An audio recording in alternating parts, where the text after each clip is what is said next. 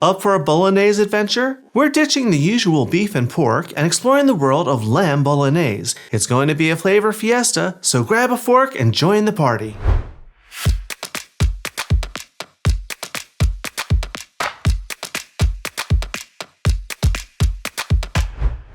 Hi everyone, welcome to Let's Celebrate TV. I'm your host, Peter Lee. Today, our celebration is all about Bolognese sauce. We're going to be doing something a little different. We're making a Lamb Bolognese. What is a Bolognese sauce? Bolognese, known in Italian as ragu a Bolognese, is a slowly cooked meat-based sauce. Now, it's usually served over tagliatelle pasta. I'm not using that today. I'm going to use something else. But most importantly, we're going to upgrade that Sunday sauce, or, for our South Philadelphia viewers, the Sunday gravy. We're going to upgrade it by using lamb. We're going to start by making a sofrito. What is a sofrito? Sofrito is generally aromatics that have been ground down finely, very finely and small. In Italian cuisine, it's carrots, celery, and onions, and garlic. Here's what I have today. I have one medium carrot that I roughly chopped, a medium onion, and a stalk of celery, and 3 cloves of garlic. Gave them all just a rough chop to get them started. These are going to go right in the food processor, and we're going to chop these down very finely.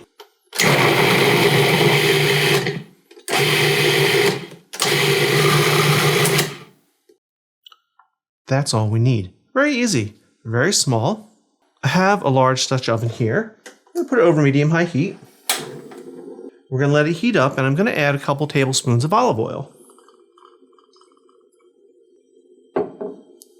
We're just going to let this heat up until the oil starts to shimmer. All right, I'm starting to see some shimmering. Now we're going to put this vegetable mixture right into the olive oil.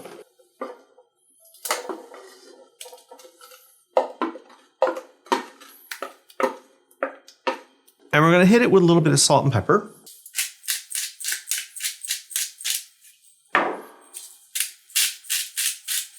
Give it a little stir, and we're going to let this just cook for 3, maybe 5 minutes until the vegetables start to soften. All right, while this softens, I'm going to put away my food processor. It's been 5 minutes. My vegetables are softened. Let's keep building our Bolognese. This is a Lamb Bolognese, and here's mine. I have here 2 pounds, 900 or so grams of ground lamb. We're going to put this right in the pot. Just like that. Break it up a bit.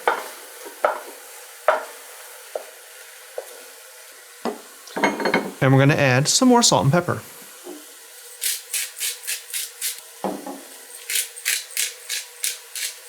We're just going to cook this, and I'm going to stir it and continue to break it up.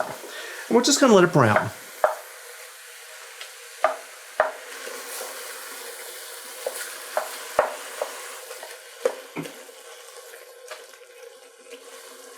It's been about 5 minutes. My lamb is nice and browned, and you can see that it's broken down in little pieces. There's no big chunks in there, and that's what we want. Now, some recipes call for, at this point, taking the meat out, draining all the fat and liquid away.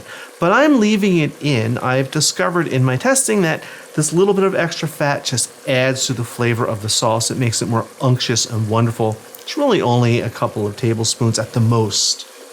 Next up is some dry white wine.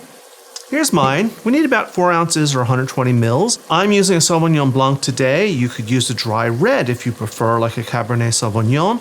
It's purely optional. If you can't have wine, leave it out. But this is going to add another layer of flavor. I'm just going to eyeball it. All right, we're going to stir this in. Let it cook for another 2 or 3 minutes. That will get the alcohol evaporating, and let the wine reduce a bit and add that flavor. Looking good now. So let's add the last couple of ingredients. First up is tomato paste. Here's mine. I need about a tablespoon. That's going to give it a very rich, dark tomato flavor. Give that a little stir in. And then finally, some crushed tomatoes. I have here a 28-ounce can, which is about 795 grams of crushed tomatoes. Right in. Give this a nice stir. I'm going to bring this up to a boil, and then I'm going to cover it and reduce it down really low, and we're going to let it simmer for about 2 hours, and that's going to get all those flavors combined. It's already starting to boil, so let's put the cover on and let it simmer. I'll see you in 2 hours. It's been just over 2 hours. My sauce has been simmering away. Let's check it out. Wow, that looks wonderful. Nice and thick. I'm going to do a quick taste for seasoning. That's pretty good.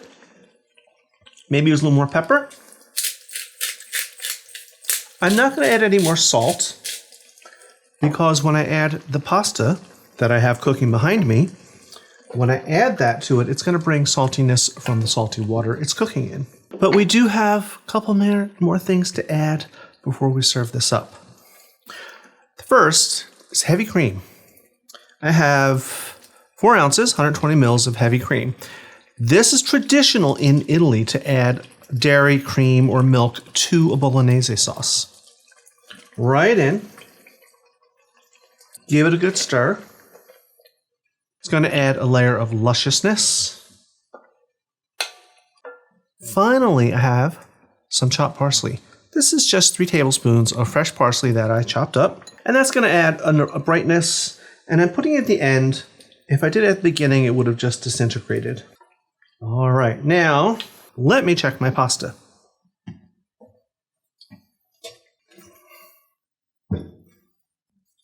I will check one.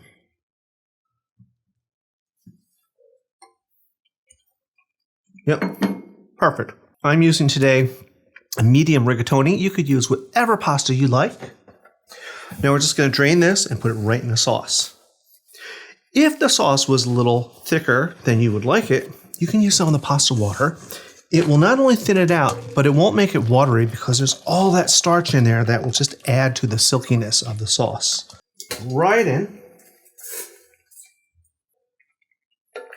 I'm going to stir this all together, and then I'm going to put the lid on it. Just let the pasta soak up all that sauce and all those flavors. Here we are, all plated and ready for tasting. Look how beautiful it is. You see the bright from the parsley, and the pasta is just coated just enough sauce. I like a little cheese on my pasta. And I'm going to be using real Parmigiano Reggiano. This is something to invest in because not only do you get all this wonderful cheese, you'll get the rind, which is great to throw in soups and stews and things. Use this, especially when you've gone through the trouble of making a wonderful sauce like this. Just do a little on my microplaner.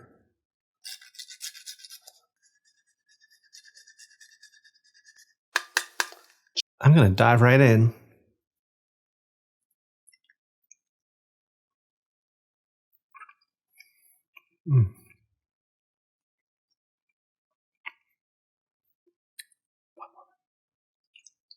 Yeah. Wow, it's so complex. I get the lamb, then the richness from all the tomatoes, and in the background you get all those flavors from the Sofrito that we started with, and it's sticking to the pasta perfectly. That's why I like this pasta for this sauce. I'm going to wash this down. Same wine in here is the same wine in here.